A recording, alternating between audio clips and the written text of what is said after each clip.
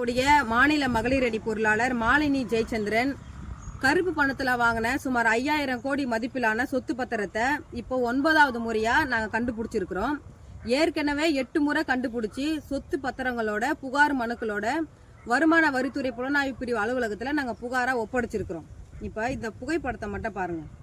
நான் புகார் கொடுத்த மாலினி ஜெயச்சந்திரன் பக்கத்தில் பாரத பிரதமர் இந்திய பிரதமர் நரேந்திர மோடி பக்கத்தில் நின்று புகைப்படம் எடுத்திருக்கிறாரு. அதுக்கப்புறம் மத்திய நிதி அமைச்சர் நிர்மலா சீதாராமன் அந்த அம்மா பக்கத்தில் நின்று புகைப்படம் எடுத்திருக்கு. அதுக்கப்புறம் நம்ம அண்ணன் அண்ணாமலை IPS அவர்கள் மாலினி ஜெயச்சந்திரன் பக்கத்தில் நின்று புகைப்படத்தை எடுத்திருக்கிறாங்க.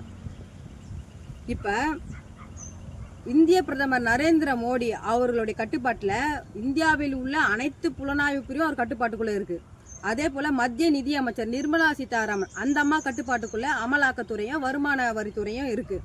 நம்ம அண்ணாமலை IPS ஆஃபீஸர் இவங்களுக்கெல்லாம் தெரியாததை நீங்கள் 5000 கோடி மதிப்பிலான கருப்பு பணத்தில் வாங்கின சொத்துக்களை கண்டுபிடிச்சி 8 முறை போயிட்டு புகாராக நீங்கள் ஒப்படைச்சிருக்கிறீங்க. நீங்கள் ஒரு கட்சி வச்சு வழி நடத்துறீங்க. நீங்கள் உங்கள் இயக்க தோழர்களை வச்சு கண்டுபிடிச்ச இந்த விஷயம் இந்த பாஜகவில் இருக்கக்கூடிய இந்திய பிரதமர் நரேந்திர மோடிக்கு தெரியாதா? இல்லை மத்திய நிதி அமைச்சர் கட்டுப்பாட்டுக்குள்ளே IT கட்டுப்பாட்டுக்குள்ளே அவங்க கட்டுப்பாட்டுக்குள்ளே வச்சுருக்கிறாங்க அந்த அம்மாவுக்கு தெரியாதா? இல்லை அண்ணாமலை IPS தெரியாதான்னு நான் கேட்கல.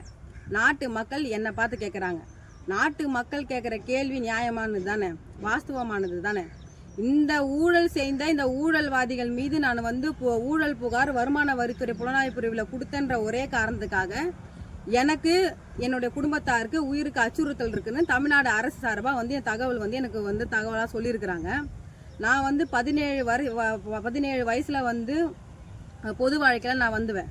17 வயசுலேயே நான் ஏற்றுன்னு இருக்கிற தலைவர் தமிழினத்தின் விடுதலை போராட்டத்தை உலக அரங்கில் பறைசாட்டின வரலாற்று சிறப்புமிக்க தலைவனை நான் தலைவனாக ஏற்றுக்கிறேன்.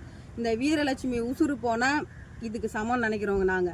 நாங்கள் எங்களுடைய கை சுத்தம், அரசியல் வாழ்க்கை சுத்தம், மனசு சுத்தம். அதனால தான் ஊழல் செஞ்ச உங்களை நான் கேள்வி கேட்குறேன்.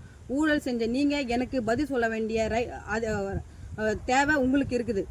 வருகின்ற செவ்வாய்க்கிழமை காலை 11:30 மணி அளவில் 16ஆம் தேதி 11:30 மணி அளவில் வருமான வரித்துறை புலனாய்வு பிரிவு அலுவலகத்தில் 9வது முறையாக கருப்பு பணத்தில் வாங்கின சுமார் அதாவது ஏற்கனவே 5000 கோடிக்கு மேலே புகார் கொடுத்துருக்கோம். இப்போ எடுத்து வச்சிருக்குது ஒரு 100 கோடிக்கு மேலே போகுது. 5000 கோடி தாண்டி போயிட்டு இருக்குது.